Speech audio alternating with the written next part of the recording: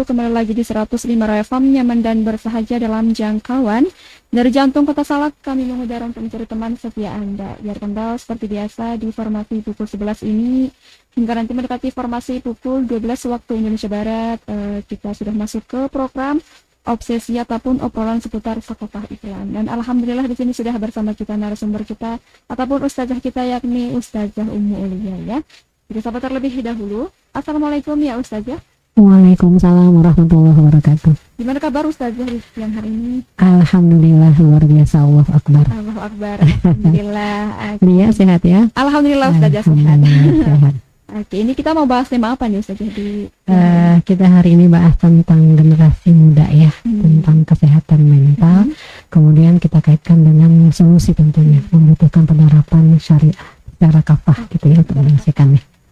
Oke, jadi buat rekan-rekan ingin bertanya-tanya untuk putar tema kita di siang hari ini, bisa langsung menghubungi kita ke nomor 0822 999960105 ataupun dari live Facebook kita di Rau TV ID ya. Oke, mungkin kepada Ustazah bisa langsung disampaikan Ustazah. Baik, terima kasih Mbak Lia. Bismillahirrahmanirrahim. Assalamualaikum warahmatullahi wabarakatuh. Alhamdulillahirrabbilalamin alladzi khalaqal mauta wal hayata liyabluwakum ayyukum ahsanu amala wa huwal azizul ghafur. Asyhadu an la ilaha illallah wahdahu la syarikalah wa asyhadu anna Muhammadan abduhu wa rasuluh. Allahumma sholli ala Muhammad wa ala ali Muhammad wal ashabi ajma'in. Rabbis rohli sabri wa yassirli amri wa luqadatan min lisani yafqahu qawli. Rabbana zidna ilman warzuqna fahman wa amalan mutaqabbalan birahmatika ya arhamar rahimin, amin ya rabbal alamin.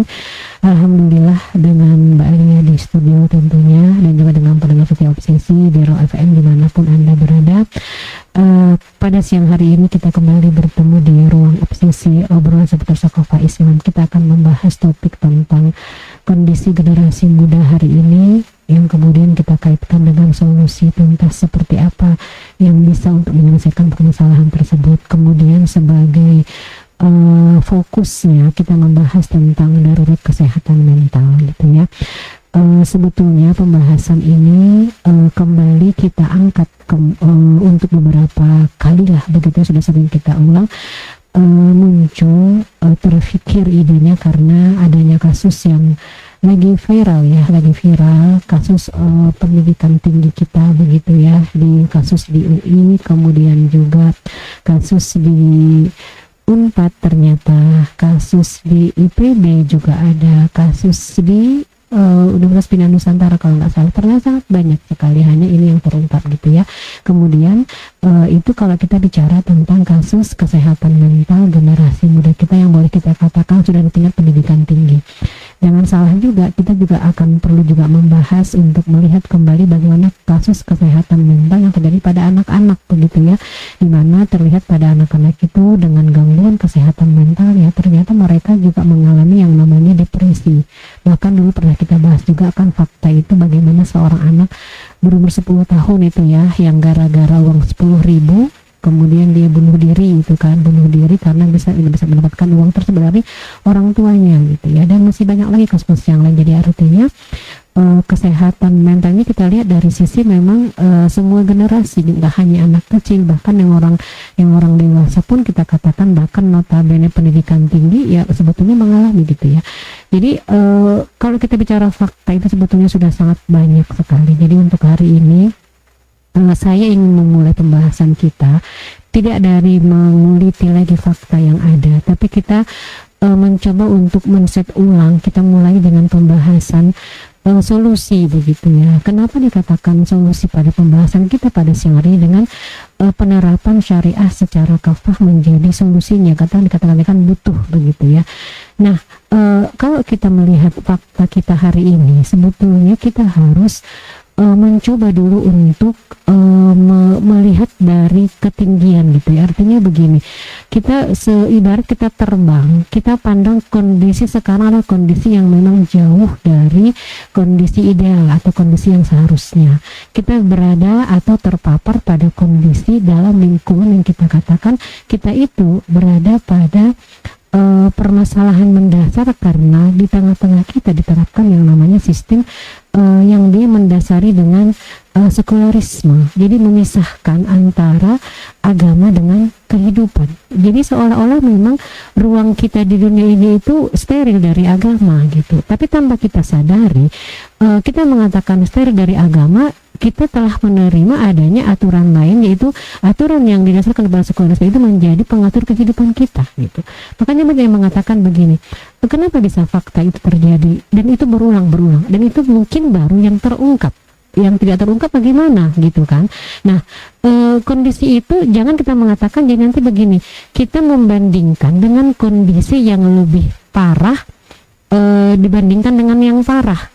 Tapi kan sebetulnya sama-sama rusak gitu kan. Harusnya kan dia tidak boleh ada gitu. Jadi ini nanti khawatirnya kalau kita tidak berusaha untuk terbang dulu tinggi, kemudian akhirnya nanti kita harus menghempaskan semua kondisi yang sekarang, kita kembali kepada kondisi yang bagaimana yang ideal. Sebagai seorang muslimah, sebagai seorang muslim, kembali kepada mana? Kepada Islam gitu. Maka kenapa dikatakan penerapan Islam kafah atau syariah kafah sebagai solusinya? Karena kita terkadang tidak bisa membayangkan bagaimana untuk bisa lepas dari kondisi hari ini. Contoh sederhana begini, kalau ini kan memang menimpa generasi muda. Misalnya begini, seorang ibu rumah tangga, suami dengan istri, itu terkadang ada suatu upaya normalisasi tanda kutip begitu ya, dibandingkan dengan yang lebih parah dengan yang parah. Misalnya, masih syukurlah suami ibu itu kan cuman nggak mau sholat. Suami saya sudah nggak mau sholat, mabok katanya. Ada lagi ibu yang ketiga, masih syukur ibu anak istri suami saya itu udah nggak sholat, mabok, main perempuan, berzina gitu. Ada lagi yang keempat, masih syukur lagi ibu saya udah nggak sholat, kemudian berjudi, main perempuan, narkoba lagi. Tapi kan sebetulnya tiga-tiga ini kan nggak ada yang benar, karena seorang muslim yang tidak sholat itu kan sebetulnya sudah permasalahan yang sangat mendasar gitu kan. Artinya dia berarti tidak lagi menunjukkan kode sebagai seorang hamba. Nah, kita jangan sampai terbawa dengan seperti ini, atau sama dengan begini kasusnya. Seseorang yang sekarang dia itu misalnya dulu nggak pakai kerudung, sekarang jadi pakai kerudung. Alhamdulillah ya, dia sekarang sudah pakai kerudung. Jadi sebetulnya yang kita anggap normal kan berarti nggak pakai kerudung. Yang dia pakai kerudung jadi masya Allah, tabarakallah gitu ya. Padahal sebagai seorang muslim itu harusnya memang menutup aurat itu wajib gitu. Sama dengan nanti satu lagi lah contohnya pacaran. Pacaran itu kan kita anggap menjadi suatu hal yang biasa karena dia memang ada dari sekularisme gitu kan, membolehkan pergaulan bebas. Orang yang tidak pacaran itu dia katakan, oh berarti dia kita syukuri ya, alhamdulillah dia sekarang tidak pacaran. Oh berarti kalau pacaran itu identiknya boleh. Nah itu kan kita tanpa kita sadari karena sekularisme tadi itu membuat kita jadi berpikir jadi seolah-olah yang ideal itu justru sebenarnya itu nggak ideal gitu loh. Itu justru sudah melanggar hukum syara begitu. Jadi nah termasuk juga nanti kita bahas hari ini tentang kondisi kesehatan mental itu, kita harus mengembalikan pembahasannya kepada hal yang sangat mendasar gitu. Jangan kita nanti mencari solusi yang dia berputar-putar di situ saja, apalagi nanti sebenarnya dia normatif gitu kan, dan tidak sampai kepada hal yang sangat mengakar. Nah maka di sini kita lihat mulai dari pembahasannya, kalau kita bicara tentang kesehatan mental, memang kita perlu merujuk kepada satu definisi dulu begitu ya. Kalau kita membaca dari beberapa definisi, dikatakan bahwa kesehatan mental itu adalah kondisi kesejahteraan psikologis, emosional dan sosial yang mempengaruhi cara berpikir, kemudian merasakan dan bertingkah laku sesuai dengan kondisi kesejahteraan tadi gitu ya. Bahkan menurut WHO mengatakan bahwa kesehatan mental itu berarti dikatakan dia sehat bagaimana kondisi sejahtera di mana individu tersebut menyadari kemampuannya dan mengatasi tekanan kehidupannya, kemudian dia bisa belajar, bekerja, produktif dan mampu berkontribusi itu pada komunitas di mana dia berada begitu. Jadi artinya kalau sekarang itu generasi mereka dikatakan tidak sehat mentalnya, berarti dia tidak mampu untuk semua yang tadi gitu kan, tidak sejahtera, tidak menyadari kemampuannya, tidak bisa mengatasi tekanan hidup dan seterusnya gitu ya. Nah, kenapa kesehatan mental ini kita bawa kepada pembahasan tentang butuh syariah ataupun Islam kafah? Karena ternyata kita lihat nanti kesehatan mental itu kan merupakan urusan yang tidak bisa kita lepaskan dari keyakinan keyakinan yang mendasar oleh seseorang itu yang dia capai, yang dia miliki tentang kehidupan gitu. Maka kalau misalnya dikatakan seorang yang dia sehat mentalnya, berarti dasar kehidupan dia itu sudah aman gitu. Artinya apa, dalam bahasa hasanah ilmu Islam kita katakan berarti dia mempunyai akidah yang kuat kan begitu. Nah kemudian akidah itu bagaimana dalam Islam? Akidah itu kan ternyata Islam itu kan tidak hanya sebatas kita membahas tentang Islam itu hanya sebatas agama ritual, tapi dia menjadikan Islam itu sebagai ideologi, sebagai mabda, sebagai aturan kehidupan dia, sebagai way of life dia, sebagai minhajul hayah dia. Nah, dikatakan oleh Setaiki dalam kitab Nizamul Islam mengatakan bahwa yang bisa menyelesaikan persoalan manusia itu dia menyelesaikan secara solutif, secara benar kalau dia berasaskan kepada akidah gitu. Kenapa? Karena akidah itu yang kita miliki, keimanan yang kita peroleh itu akan menjadi kaidah fikriyah, menjadi kaedah kita untuk berpikir. Kemudian yang kedua, akidah itu akan menjadi apa? Kepemimpinan berpikir, menjadikan Islam sebagai landasan untuk semua apapun yang terjadi pada diri, mulai dari masalah A sampai dengan masalah Z. Nah, kalau kita membahas tentang kondisi ini nanti, kenapa dikatakan akidah Islam yang menjadi landasannya? Karena silahkan nanti dibahas kembali. Akidah itu dikatakan benar, dikatakan merupakan akidah yang sahih. Yang pertama, sesuai dengan fitrah manusia. Artinya keimanan yang kita miliki itu memang mengakui apa yang ada pada fitrah manusia. Artinya misalnya apa? Manusia itu lemah, kita itu butuh yang namanya sang pencipta gitu. Dan kita tidak bisa kita merubah ataupun menghentikan yang namanya manusia, itu pasti semuanya akan mati. Dari dia dilahirkan, nanti dia menjadi seorang anak, menjadi seorang ibu lagi, menjadi seorang bapak lagi, nanti dia tua gitu kan, kemudian nanti dia akan meninggal. Itu kan siklus, sehingga tidak bisa kita untuk merubahnya. Berarti kan kita lemah gitu. Jangankan itulah, kita dikasih sakit gigi aja udah repot gitu ya. Jadi artinya ada sang pencipta yang sangat kuasa atas diri kita. Kemudian yang kedua apa?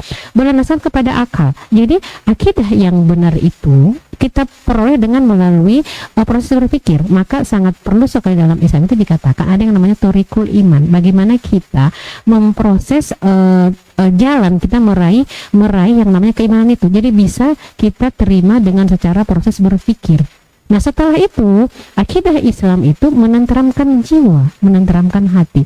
Maka kalau kita mengatakan secara secara ringkasnya, akidah Islam itu yang ada pada seorang individu, ada pada masyarakat, bahkan ada pada negara, kita katakan itu akan mendapatkan kita meraih yang namanya ketenteraman.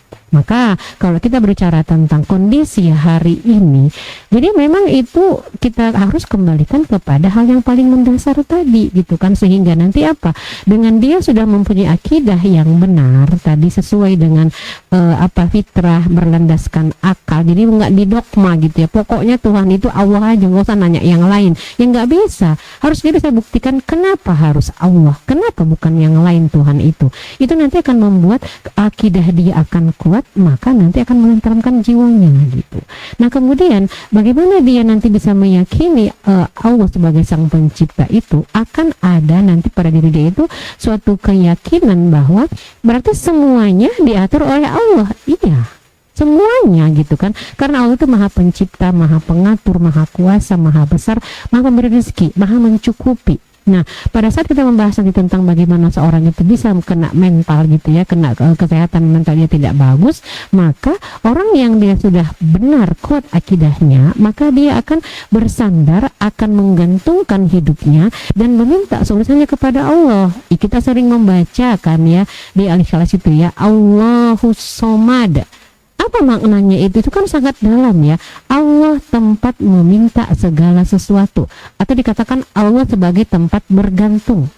Maka harusnya kalau seseorang yang dia sering membaca surat Al-Ikhlas itu, dia tidak akan lagi mencari tempat bergantung yang lain, tidak akan meminta kepada selain kepada Allah, maka jiwanya akan kukuh, akan kokoh gitu ya. Maka seseorang yang dia sudah mempunyai akidah yang kuat tadi, lahirlah anak-anak generasi yang mereka akan bagaimana? Akan bertakwa. Dia tidak mudah cemas, tidak gampang depresi. Sebenarnya sangat dalam kalau ada orang mengatakan itu Saya itu nggak ada kekhawatiran. Kenapa? Karena ada Allah yang bersama dengan saya kemanapun saya berada. Itu kan kadang kalau kita melihat tidak dengan hati dan pikiran dan iman, apa sih jawaban itu gitu ya. Apalagi mungkin anak sekarang gitu ya, yang Gen Z. Ini ngomong apa sih ngelantur. Padahal itu dalam sekali. Berarti dia memang sudah menggantungkan semuanya kepada Allah. Nah kemudian bagaimana nanti dia menghadapi kehidupan. Suasana kehidupan dalam Islam itu pun tidak lagi suasana yang penuh dengan persaingan, yang saling melemahkan gitu ya, tapi saling menjatuhkan. Tapi mereka saling apa? Saling menguatkan, saling tolong menolong. Kenapa? Karena dengan Allahus Somad tadi, dia ingat bagaimana Allah menyatakan dalam Quran surat Al-Maidah ayat yang kedua. Allah guys mengatakan di sini kan auzubillahi wa ta'awanu 'alal birri wat taqwa wa la ta'awanu 'alal itsmi wal 'udwan. Jadi tolong menolonglah kamu dalam mengerjakan takwa, kebajikan dan takwa, dan janganlah tolong menolong dalam berbuat dosa dan permusuhan. Jadi kalau hari ini kita lihat generasi itu kan kadang mereka itu berlomba, mereka itu berkompetisi itu duniawi gitu ya, duniawi, pengen dianggap apa namanya, pengen mendapatkan apa istilahnya itu, justifikasi dari mendapatkan ini pengakuan dari orang lain begitu ya, kemudian mendapatkan harta, jabatan itu, prestasi itu karena capaian fisik dan duniawi, bukan untuk fastabiqul khairat gitu kan. Sehingga akhirnya apa? Sehingga kalau dia tidak mendapatkan itu, ya muncul masalah mental. Nah itu kan, maka hari ini kita melihat seperti itu yang terjadi gitu. Anak-anak muda hari ini, kalaupun mereka berkompetisi itu, ini saya tidak mengatakan semuanya ya. Makanya kalau maksudnya di sini lebih dominan hari ini, inilah yang terjadi. Nanti kan yang mengatakan, ibu ini banyak juga kok yang baik. Ada yang baik, pasti ada gitu kan. Hanya yang kita bahas hari ini kan dengan permasalahan yang kita hadapi, ternyata secara umum generasi muda itu masih seperti itu. Jadi dimulai dari pembahasan tadi akidahnya yang belum kuat sehingga dia tidak menjadi orang yang bertakwa gitu. Sehingga akhirnya kalau seseorang yang dia tadi sudah menjadikan proses tadi itu, maka pemikiran, perasaan dan aturan Islam itu menjadi sesuatu yang harus diterapkan dan dirasakan gitu kan. Ketika pemikiran dan perasaan Islam itu dia berkembang luas, maka nanti apa yang terjadi? Maka dia pasti akan berpikir, oh berarti memang peraturan Islam itu diterapkan di tengah-tengah masyarakat, maka terwujudlah masyarakat yang kokoh tadi. Kemudian tidak akan mudah terkena masalah mental. Ini dikatakan di sini tidak mudah terkena ya. Jadi bukan berarti kalau Islam itu diterapkan nggak ada masalah lagi. Ya ada, pasti ada kan. Yang melaksanakan kan manusia gitu. Sistemnya yang sistem dari Allah, sistem dari langit. Tapi kalau sudah bagaimana mengenai pelakunya, ya namanya manusia itu kan sebagai apapun dia akan pasti pernah berbuat salah, pernah dia lalai. Artinya dia kan tidak mudah terkena masalah mental gitu. Tingkat individu, kita katakan tingkat masyarakat maupun tingkat negara begitu. Maka dengan cara seperti itu nanti permasalahan-permasalahan yang muncul di tengah-tengah masyarakat, mulai dari masalah individu, masalah tingkat masyarakat itu, kemudian sampai negara itu, nanti dia selalu menjadikan Islam itu sebagai kaidah fikih dia tadi, landasan dia berpikir mencari masalah, dan kepemimpinan dia menuntun, menjadikan aturan Islam itu yang menentukan untuk menentukan solusi yang dia untuk diterapkan terkait dengan permasalahan tersebut gitu kan. Maka nanti akan kita lihat berarti masing-masing negara, masing-masing tingkatan tadi punya peranan. Iya, sebagai individu kita harus terus berusaha menjadi orang yang bertakwa, sebagai bagian dari masyarakat bersama, dan sebagai bagian dari negara, bahkan kita katakan dunia gitu. Kemudian satu hal lagi perlu dibahas di sini, bagi saudara kita misalnya ini seolah-olah hanya Islam saja ya, karena hanya Islam yang punya aturan yang komprehensif itu, hanya Islam yang punya aturan yang tafah. Nah bagaimana dengan agama yang lain? Mereka akan mengikut gitu. Mengikut dalam artian bagaimana? Mengikut dengan, karena aturan Islam itu dikatakan aturan yang kalau dia diterapkan rahmatan lil alamin. Jadi bagi saudara-saudara kita yang dia sebangsa, yang dia bukan muslim, tidak usah khawatir.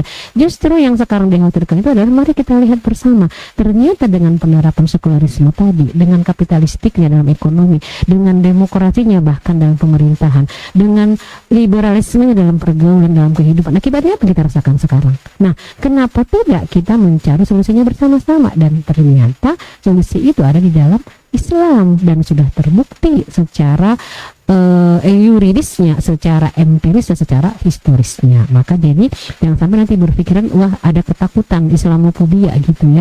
Kalau yang diterapkan Islam bagaimana kami? Nggak usah khawatir. Silahkan dipelajari kembali bagaimana dari Sirah Nabawiyah, bagaimana dari secara historinya itu Islam pernah jaya diterapkan secara kafah itu, dan itu ketenteraman, ketenangan, rahmatan lil alamin dirasakan oleh seluruh manusia, baik dia yang muslim maupun yang non muslim. Maka nanti akan kita lihat berikutnya yang Mbak, bagaimana gambarannya agar dengan penerapan Islam itu dalam konteks negara nanti bisa kita katakan menjadi solusi dari kesehatan mental yang kita rasakan sekarang itu semakin miris, semakin parah pada generasi muda. Kita lanjut pada bagian berikutnya. Oke, kita lanjut nanti di segmen kedua setelah iklan berikut ini. Jadi jangan kemana-mana, tetap stay tune di 105 FM Your Lifestyle. Kembali lagi di 105 FM, nyaman dan bersahaja dalam jangkauan. Biarkan kita masuk ke segmen kedua dengan tema kita di hari ini, darurat kesehatan mental generasi muda butuh penerapan syariah kafah. Ya, ini kepada Ustazah bisa langsung disampaikan kembali saja. Baik, terima kasih Mbak Alia. Sekarang kita lanjut bagaimana gambarannya nanti kita katakan penerapan dari syariah kafah ataupun Islam kafah itu oleh negara, kita katakan dalam konteks kita katakan sistem pemerintahan Islam itu, sehingga nanti bisa dirasakan itu akan bisa menyelesaikan solusi, termasuk yang kita bahaskan itu kan solusi terkait dengan kesehatan mental generasi muda gitu ya. Kita mulai lagi dari pembahasan tadi sudah kita bahas bagaimana peran dari akidah itu yang nanti akhirnya akan melahirkan yang namanya adanya pemikiran, adanya perasaan dan aturan Islam yang ada di tengah-tengah masyarakat itu adalah dia akan sama gitu kan, dan sama kemudian tentunya ingin menerapkan aturan Islam secara bersama-sama pada seluruh aspek kehidupan. Nah, kita lihat bagaimana sebuah negara dalam sistem Islam itu kita katakan kehilafangan itu menerapkan Islam itu yang tergambar langkah-langkahnya. Yang pertama yang menjadi konsep dasarnya adalah dalam Islam negara itu menjalankan tugasnya sebagai ro'in, sebagai pengurus rakyatnya secara serius, di mana secara mendasar kita mengatakan terkait dengan kesehatan mental dari generasi, maka negara akan menanamkan akidah Islam itu secara fikriyah melalui proses berpikir itu, sehingga akidah menancap kukuh secara kokoh dalam benak dan jiwa anak-anak. Jadi ada peranan negara di sini. Akhirnya itu menjadi asas semua pemikiran, semua perasaan, ucapan dan tingkah laku generasi, sehingga akan tertautlah semuanya dengan tali agama Allah sekalipun mereka menghadapi yang namanya permasalahan. Nah, bagaimana cara menerapkan akidah yang kokoh tadi? Maka mau tidak mau pun negara melakukan melalui sistem pendidikan. Jadi kurikulum pendidikan itu wajib berdasarkan kepada akidah Islam. Kita lihat hari ini bagaimana tanpa mau kita terima ataupun tidak, fakta yang ada, pendidikan kita itu kan berdasarkan kepada sekularisme, memisahkan agama, memisahkan pendidikan itu dengan kehidupan, begitu kan? Kita kan tahu bagaimana agama itu hanya dianggap udah itu urusan dari rohi sajalah.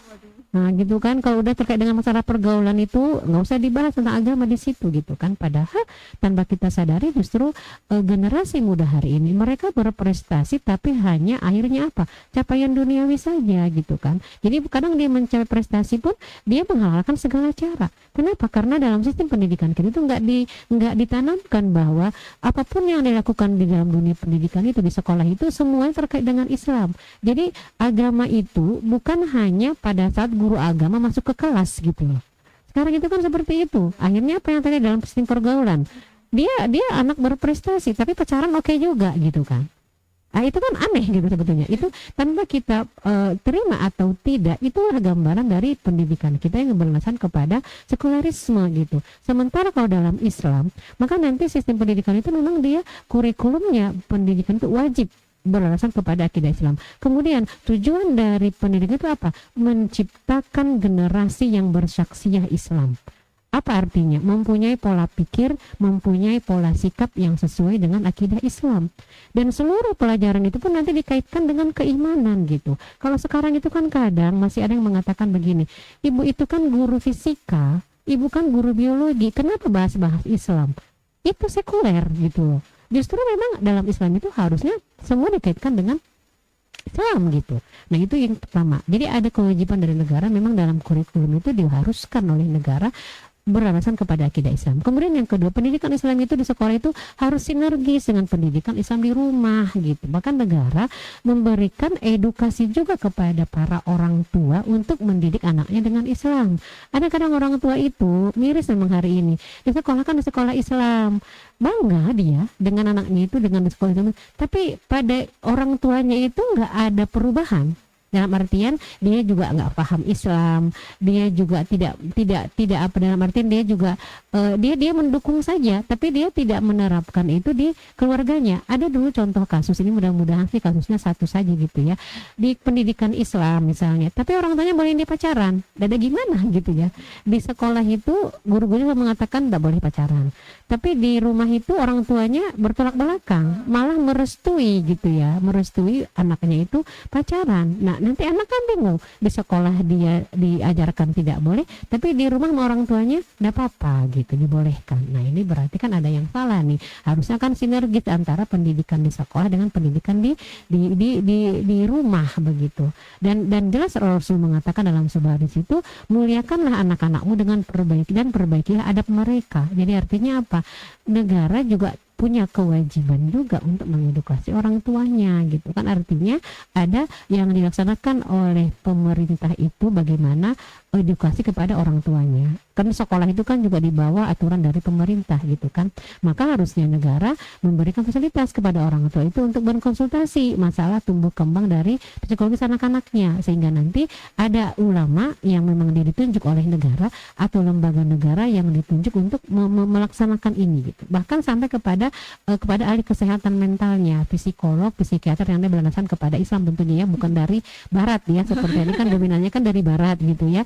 Kemudian jika orang tua sampai melantarkan anaknya, negara memberikan teguran, harus ada sanksi gitu kan, tidak membiarkan seperti itu.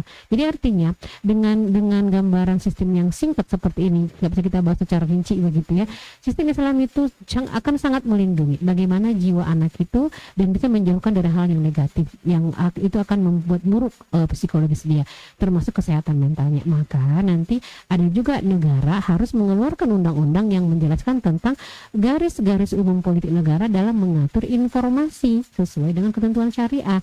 Jadi nggak seperti hari ini semua bisa masuk di HP kita tanpa ada yang bisa untuk memblokirnya atau bisa diakses semuanya gitu kan dengan mudah sekali gitu kan. Padahal kita tahu kondisi kita hari ini yang menguasai dunia digital adalah kapitalisme global gitu kan. Jadi tentunya semua apa yang mereka masukkan ke dalam dunia digital itu adalah sesuai dengan azas akidah mereka kan, sesuai dengan sekularisme, sesuai dengan kapitalistiknya gitu kan. Maka hari ini anak-anak kita pun kenapa mudah mereka akan memperburuk kondisi mereka dengan kesehatan mental yang tadi menjadi darurat tadi itu, karena mereka mengkonsumsi informasi-informasi itu justru bertentangan dengan Islam gitu kan, dan bahkan membuat mereka kita katakan semakin jauh dari Islam. Maka akhirnya apa ya, anak-anak sekarang kita lihat lah gitu kan, gampang depresi, introvert, apalagi insecure dan sebagainya lah, dia nggak berani melangkah gitu kan, karena apa yang dia lihat, apa yang dia tonton itu sebenarnya suatu hal yang justru bertentangan dengan bagaimana dia seharusnya sebagai seorang generasi Muslim begitu kan. Dan akhirnya apa, yang memang kompleks dengan hal yang tadi, di rumah pun dia tidak mendapatkan pendidikan yang benar, di sekolah pun seperti itu gitu kan. Sampai ada dulu pernah misalnya ada bahkan antara guru pun terjadi kontroversi gitu. Kontroversinya begini, guru BK itu memanggil siswa yang pacaran. Tapi pas mereka belajar bahasa Indonesia misalnya disuruh bikin cerita tentang percintaan gitu ya, maksudnya kasih sayang, tetapi boleh antara laki-laki dan perempuan yang bukan muhrim. Jadi menceritakan tentang cinta antara si A dengan si B gitu. Ada yang nanya siswanya, Bu, ini cintanya dijelaskan cinta anak ke orang tua gitu? Bukan. Loh, jadi gimana? Sementara mereka dimanggil guru BK kalau pacaran. Tapi di pelajaran-pelajaran itu disuruh bikin cerita cinta antara dua remaja gitu kan. Jadi kan anak-anak yang dia sudah mempunyai pemahaman kan jadi bingung. Ini kok antara gurunya pun tidak sama nih goal pendidikannya gitu. Karena guru bahasa Indonesia ya mungkin ya orang yang dia nggak paham tentang secara utuh tentang Islam. Nah, guru BK itu kan biasanya banyak yang mereka paham. Jadi mereka ada yang kedapatan pacaran dipanggil gitu. Jadi ini jangan sampai seperti itu yang terjadi. Kayak itu ya. Nah, jadi kalau dalam Islam tadi dia sebetulnya dia secara berjenjang, dia berkesinambungan, sinergitas terjadi mulai dari tingkat individu, masyarakat sampai negara pun dengan beberapa contoh-contoh tadi. Maka kalau sekarang kita melihat kondisi hari ini dengan permasalahan yang terjadi, nah harusnya kalau tadi kita misalnya menyempitkan dengan kasus yang terbaru, kasus dari pelecehan seksual secara verbal dari chat dan chat grup dan sebagainya, itu kalau kita memandang dari sisi Islam tentunya kalau diterapkan Islam secara kafah, maka tentunya aspek yang sangat berdekatan dengan permasalahan hari itu adalah apa? Tentang sistem pendidikan.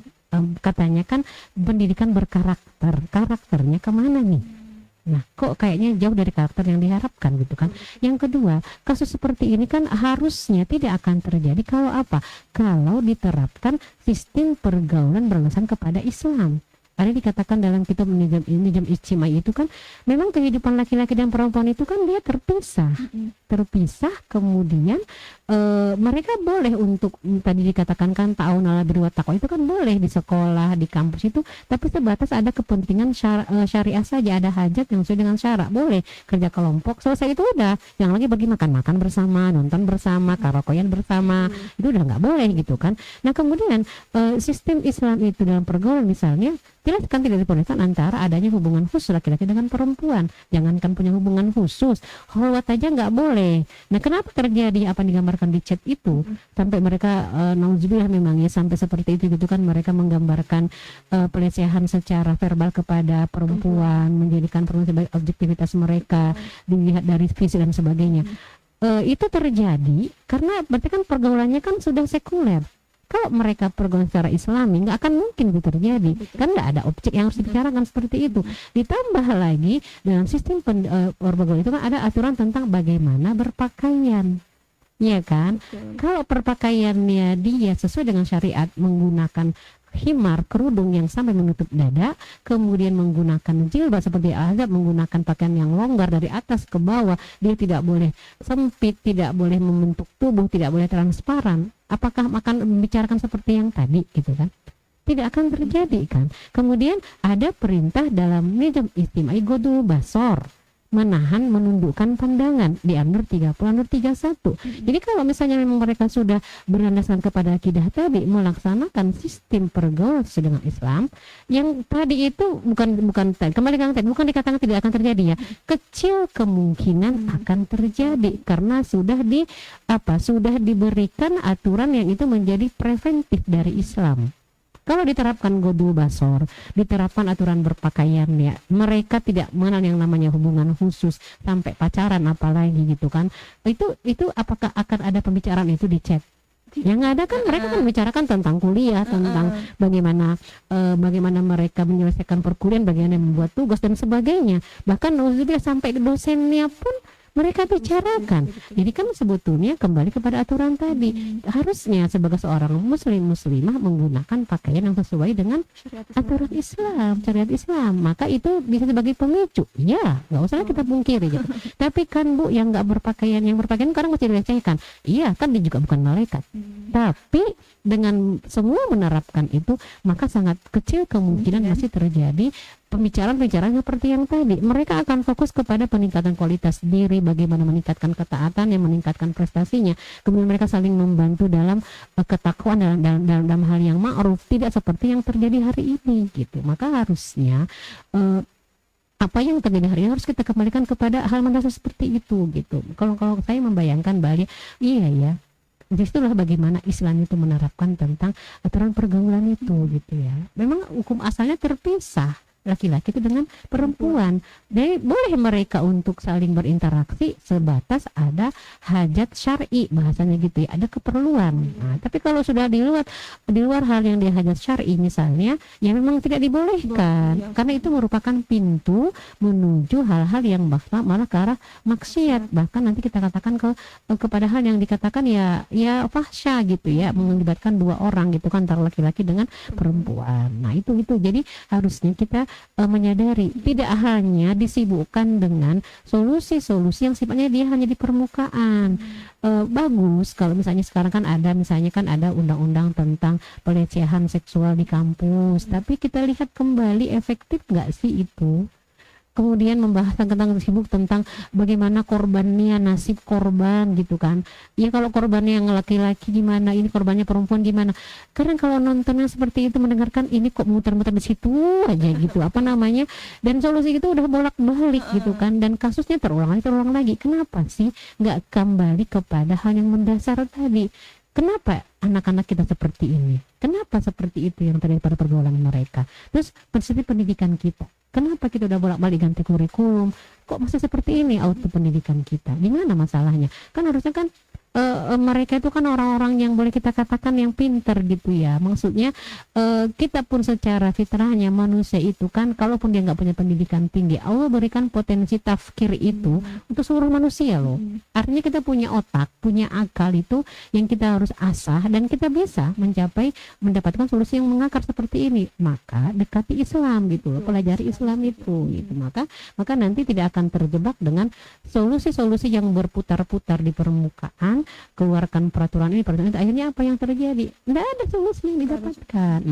Makanya di sini kita mengatakan mari kita kembali kepada pembahasan yang lebih tuntas gitu ya, tidak terjebak kepada solusi-solusi yang sifatnya tidak hanya sebatas misalnya tadi di permukaan, nggak mendasar, dan cobalah melihat ke belakang kembali. Kenapa sudah ada peraturan ini, peraturan itu, kok permasalahannya itu berulang lagi gitu kan. Nah kemudian mulai kita bicara tentang masalah hukum di Indonesia, itu panjang lagi. Dihukum tapi tahu juga kan fakta mirisnya kondisi hukum di Indonesia. Hukum itu kan dikatakan tajam ke bawah, tumpul ke atas. Nah kan kasusnya juga sama kan, ternyata ada yang anak di ini, anak di itu, dilindungi sama orang tuanya.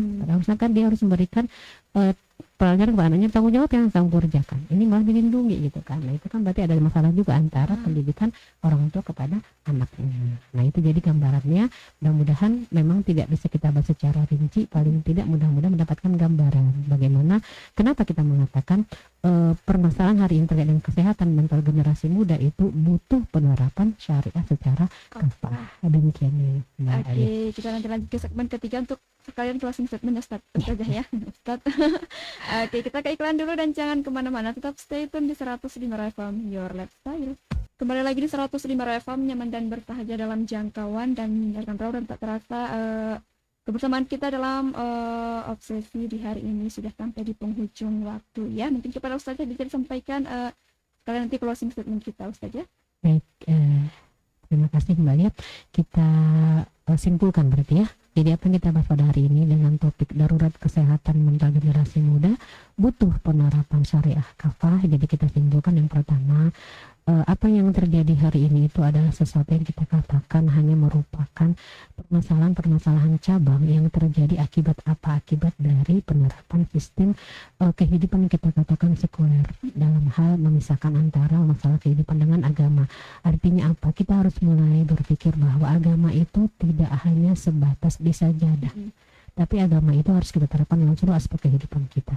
Maka dengan adanya kasus-kasus hari ini, mulai dari kasus yang terbaru yang di beberapa perguruan tinggi yang boleh kita katakan ternama dan kebanggaan bagi kita begitu ya, ini menggambarkan bagaimana ternyata sangat rapuh dan rusaknya sistem pendidikan kita hari ini gitu kan. Dan itu kita lihat lagi kembali fakta yang sudah kita bahas tadi, ternyata memang sistem penerapan pendidikan yang dia asas sekularisme itu tidak akan bisa menyelesaikan permasalahan kita sampai dengan hari ini. Maka itu akan terus berpengaruh. Demikian juga dengan sistem yang lain, sistem pergaulan dalam Islam atau harus diterapkan seharusnya, bukan sistem yang berdasarkan kepada sekularisme. Nah kemudian kalau kita tidak memahami ada permasalahan yang mendasar yang menjadi penyebabnya, maka kalau kita hanya sibuk dengan solusi di permukaan, masalah regulasi yang bersifat administratif, kemudian kemudian tidak menyelesaikan problem yang itu sebetulnya sangat sistematis dan mengakar gitu ya, maka suasana yang kita katakan kehidupan yang sekularisme ini akan terus menjadi zona aman gitu ya bagi pertumbuhan kesehatan mental yang semakin rusak, dan masyarakat yang kita katakan kapitalistik pun akan mendominasi, di mana kita lihat sampai hari ini itu kan dari gambaran kapitalistik itu bagaimana persaingan itu menjadi, saya ingin menjadi seorang yang menjadi si paling kaya, paling pintar, paling popularitas tanpa ada dasar keimanan sama sekali. Maka kalau dia gagal, apa yang terjadi? Depresi, merasa putus asa dan sebagainya. Sementara dari kita baca dalam Islam, berprestasi itu boleh, tapi dalam rangka bagaimana dia menjadi seorang yang untuk kebaikan, fastabiqul khairat gitu kan. Jadi tidak hanya capaian-capaian duniawi, apalagi capaian-capaian fisik. Maka artinya apa? Sistem sekularisme yang ada pada pendidikan hari ini memang buat anak itu jauh dari agama. Pendidikan agama itu sangat minim pada paradigma sekuler kapitalistik. Maka harusnya kalau dengan kita kembali memahami dan mengembalikan kepada sistem pendidikan dan berikan kepada Islam, kemudian nanti melahirkan generasi yang mereka bersaksiyah Islamiyah, pola pikir mereka, pola sikap ataupun pola jiwa mereka beralasan kepada akidah, maka permasalahan tadi itu akan bisa diselesaikan secara tuntas gitu kan. Nah, kemudian bagaimana dalam aplikasinya?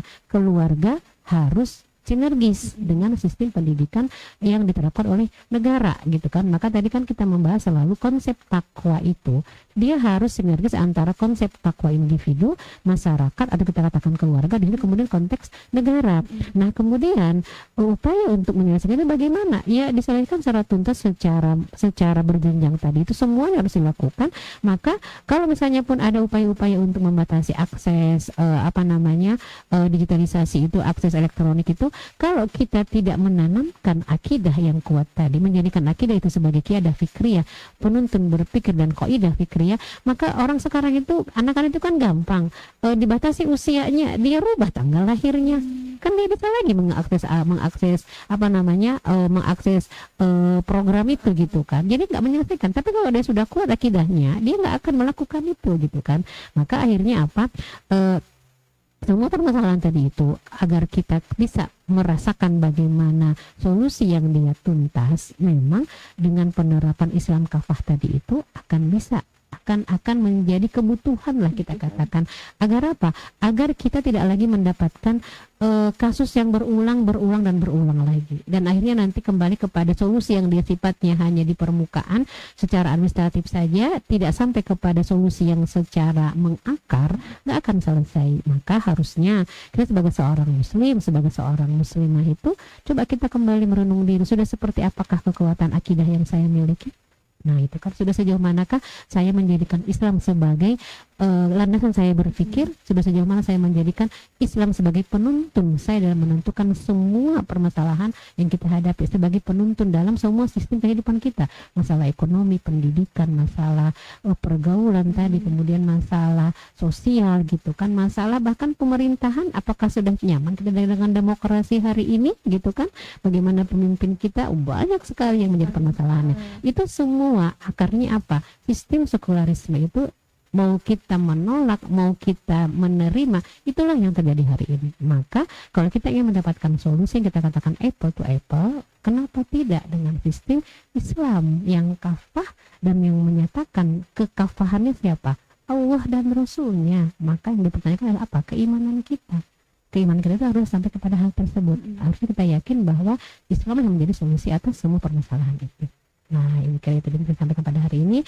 Mudah-mudahan bisa kita pahami bersama dan menguatkan kita, menyemangati untuk kembali kepada belajar Islam kafah agar kita bisa menata hidup kita dengan mendapatkan rahmatan lil alamin. Wallahu a'lam bishawab. Demikian, terima kasih. Assalamualaikum warahmatullahi wabarakatuh. Waalaikumsalam warahmatullahi wabarakatuh. Dan rekan-rekan, semoga dari apapun perbincangan kita di siang hari ini, semoga menambah ilmu pengetahuan untuk kita semua ya. Dan mohon maaf apabila salah kata, akhir kata dari Lia. Wassalamualaikum warahmatullahi wabarakatuh.